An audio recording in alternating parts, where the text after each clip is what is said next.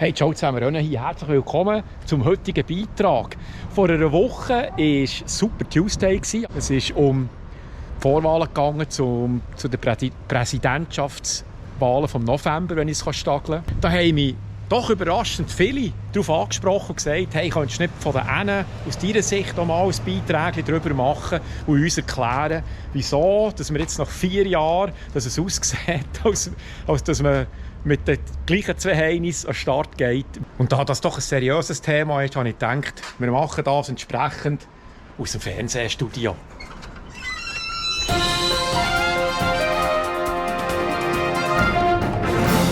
Wieso also sieht es aus, als hätten wir wieder Biden und Trump zur Auswahl?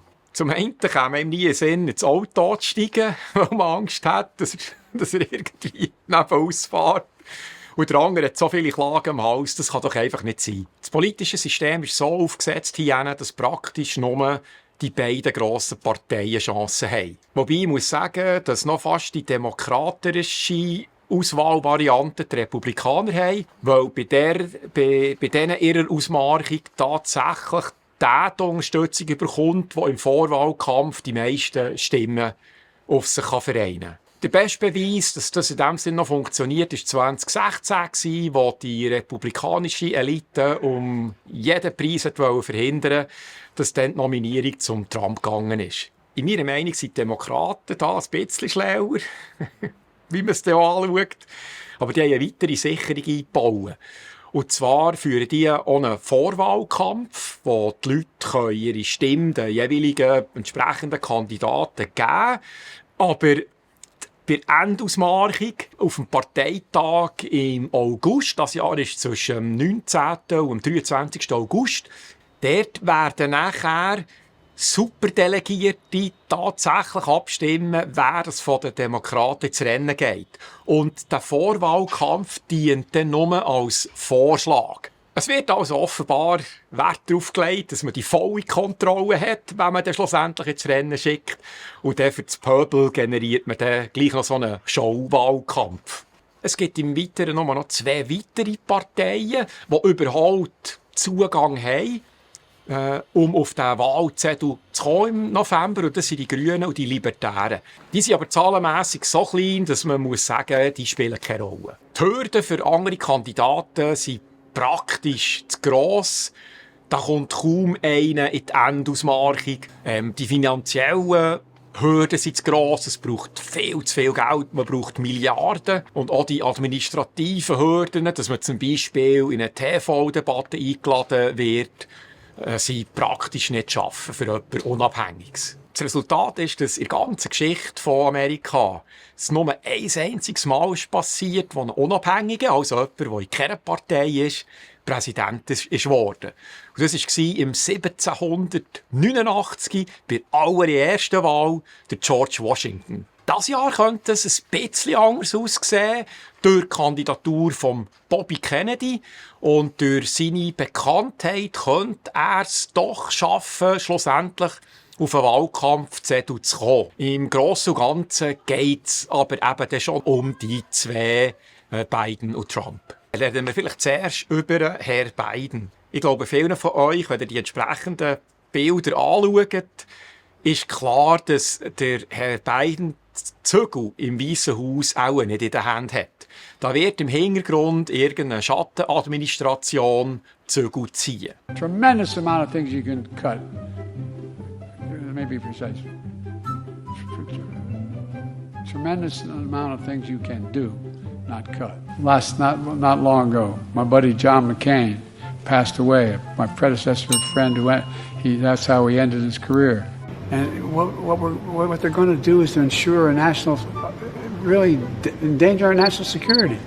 They're going to expend, you have to look.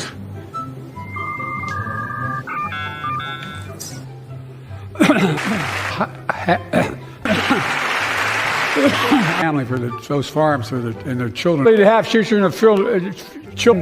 Die demokratische Elite scheint den Biden zu unterstützen, weil sie sich dann im Schatten austoben können. Das heisst also, sie können Zeug ausprobieren. Wenn es funktioniert, ist gut. Wenn es nicht funktioniert, können sie schlussendlich Herrn Biden die Schuld in die Schuhe schieben. Und die wollen das natürlich so behalten. Und dann zweitens zum Trump. Wieso stehen dort die Leute immer noch hinter dem ehemaligen Präsidenten? Und da gibt es auch eine relativ einfache Antwort. Demokraten haben die einfachen Arbeiter, blöd gesagt, hinter sich gelassen. Sie gelten nicht mehr als Vertreter der Arbeiter. Diese Rolle haben mittlerweile eher die Trump-Fraktion auf der republikanischen Seite übernommen. Now, we've been telling you this since 2015, that the Democrats have been turning their back on the working class, which is why Donald Trump got elected, which is why people wouldn't vote for Hillary Clinton, because they voted for Barack Obama twice and their lives got worse. The Democrats' long goodbye to the working class, I wouldn't call it a goodbye so much as a go fuck yourself. That's really what it is. Wenn ich zurückschaue, habe ich das Gefühl, am Anfang des Wahlkampfs war der Trump eigentlich erledigt gewesen. Er hat sich nur beklagt, niemand hat mehr so richtig zulassen, wenn es um die vergangenen Wahlen ist gegangen. Und man hat ihn eigentlich schon so ein bisschen wie abschreiben. Und dann haben aber die Demokraten einen fatalen Fehler gemacht, weil sie ihn endgültig aus dem Spiel nehmen wollten.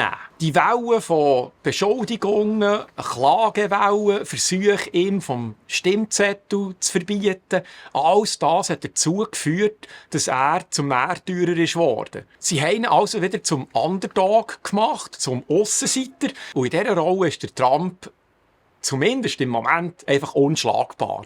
Es kommt dazu, dass er ein Populist ist. Er redet die Sprache der Arbeiter, von den einfachen Leuten, von den Menschen, die nicht zur Oberschicht gehören.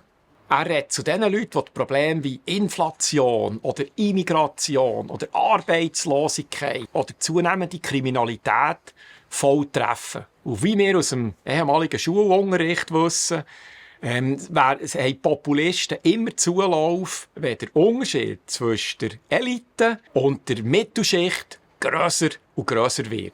Das ist hier so, wenn die Situation entsprechend ist, wird das auch in der Schweiz so sein. Wie sieht es denn aus mit der Vizepräsidentin, der Kamala Harris? Das Problem ist, dass sie einerseits in Umfragewerten noch unbeliebter ist als der Biden im Moment. Und man macht ihr auch den Vorwurf, dass sie nicht unbedingt ein Leader sei. In der Washington Post hat es einen Artikel gegeben, wo ein ehemaliger Mitarbeiter geschrieben hat, ja, sie sind einfach ein bisschen faul, sie machen nicht unbedingt gerne ihre Bütze und dann ihre Misstritte ihren Mitarbeitern in die Schuhe schieben. Wenn man sie erlebt in Interviews, scheint sie auch nicht schlagfertig zu sein. Und ihr Fachwissen ist auch nicht unbedingt überzeugend. How long should we be bracing for this really sort of historic inflation and some unprecedented gas prices? You want to take that one? No? Sure. Okay. Sure. I mean, sure. In terms of the discussions that the President, Johannes, and I had, they ranged in subject, including the issue of the Black Sea, and I'll let him explain in more detail as he would like. But we are, again, fully aware and apprised because we are in constant communication with the President, with his administration here, about the concerns that they have about the entire region and, frankly, the vulnerability. Hoffnungsträger für immer mehr Leute ist der Bobby Kennedy. Er ist extrem gescheit. Er kämpft sein Leben lang für das Recht von normalen Leuten, die sonst keine Chance hätten, gegen grosse Unternehmen anzukämpfen. Und er bevorzugt Auftritte in Podcasts. Und dann kann er eine Stunde, 2 bis zu 3 Stunden mit jemandem über ein Thema diskutieren, in einer Teufel, die einem also aus den Schuhen holt. Wie also könnte es weitergehen? Es ist noch schwierig zu sagen, aber ich wage jetzt mal so eine Prognose. Ich glaube, bei den Demokraten herrscht zurzeit intern ein Machtkampf. Und zwar auf der einen Seite Biden und seine Schattenadministration, die natürlich an den Machthebeln bleiben. Die andere Seite sieht, dass die Gefahr, dass der Biden verliert, sehr gross ist. Sie sind jetzt also in einem Dilemma. Gehen wir mit dem Biden weiter an den Start oder tauschen wir ihn aus? Und hier ist jetzt eine mögliche Prophezeiung von mir, dass ich das Gefühl habe, dass sie werden weitermachen mit Biden als Frontmann bis zu ihrem Parteitag im August. Und wenn dann die Superdelegierten zusammenkommen, könnte dann entschieden werden, dass man dann auf das Mal zum Beispiel gekippt. Auf Michelle Obama hört man zum Teil als im Hintergrund munkeln. Oder Gavin Newsom, der Gouverneur von Kalifornien. Wenn die auch nur das kleinste Risiko sehen, dass er verliert, werden sie ihn austauschen, bin ich überzeugt. Der Trump wird weiter an Popularität gewinnen. Je mehr dass hier Banken wieder in Probleme hineingeraten, je mehr dass die Leute es nicht mehr vermögen, ein Auto zu kaufen, je mehr Leute das Jobs verlieren, je mehr Leute es Mühe haben, ihre Mortgage zu zahlen, also die Hypothek weiter zu bedienen, das wird Trump helfen. Sozusagen die Faust im Sack stimmen, da wird er sicher profitieren können.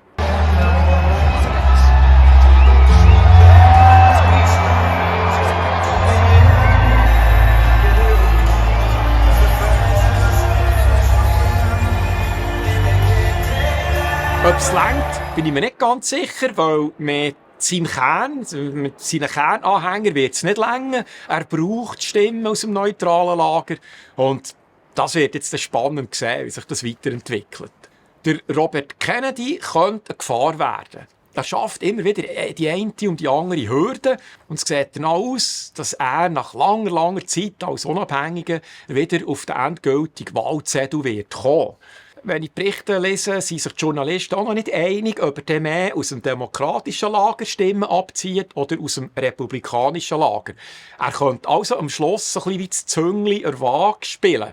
Unter Umständen könnte es dann sein, dass von der Seite, wo er mehr Stimmen abzieht, dass das dann reichen würde, jemanden zum Verlierer zu machen.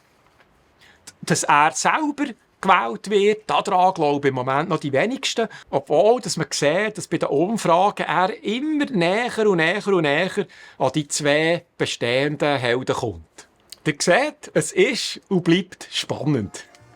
Hey, merci vielmals für die zahlreichen Fragen und Mitteilungen, die eben gefragt haben, ob ich da zu diesem Thema jetzt nicht speziell mal etwas machen könnte. Ich bin natürlich froh, kommen so Stimmen aus der Zuschauerschaft. Und das tue ich natürlich gerne umsetzen, wenn ich auch irgendwie noch kann. Dann würde ich sagen, das war für heute. Genug trockenen Kuchen. Und dann danke ich fürs Zuschauen. Bis zum nächsten Mal. Tschüss.